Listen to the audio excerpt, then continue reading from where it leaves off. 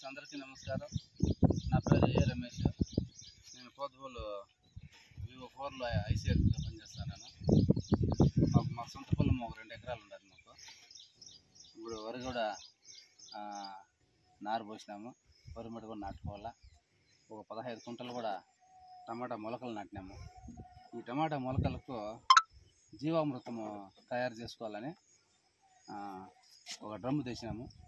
ఆ డ్రమ్ము తెచ్చి ఆ డ్రమ్ముకు 170 లీటర్లు 200 లీటర్ల డ్రమ్, అది 170 లీటర్లు నీళ్ళు పట్టుకున్నాము. 170 లీటర్లకి ఒక 10 కేజీలు పేడ, నాటు పేడ వేసినాము. వేసినాము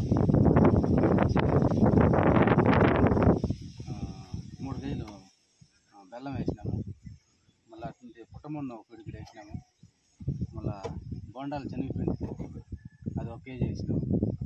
చేసి దాన్ని ఈ విధంగా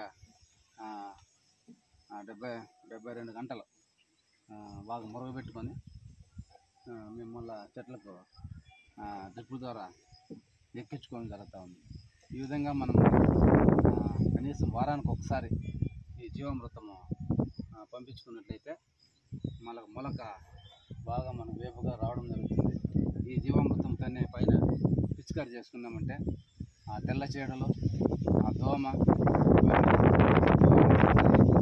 మనకు ఖర్చు తగ్గుతుంది, ఆదాయం మనకు పెరుగుతుంది. కాబట్టి మనము ఆదాయం చూస్తే ఖర్చు ఎక్కువ పెంచుకోకుండా ఆ ఖర్చు తగ్గించుకొని ఆదాయం పెంచుకుంటే ఇక జీవన ఎరువులు తయారు చేసుకుంటా ఈ జీవామృతం అయితే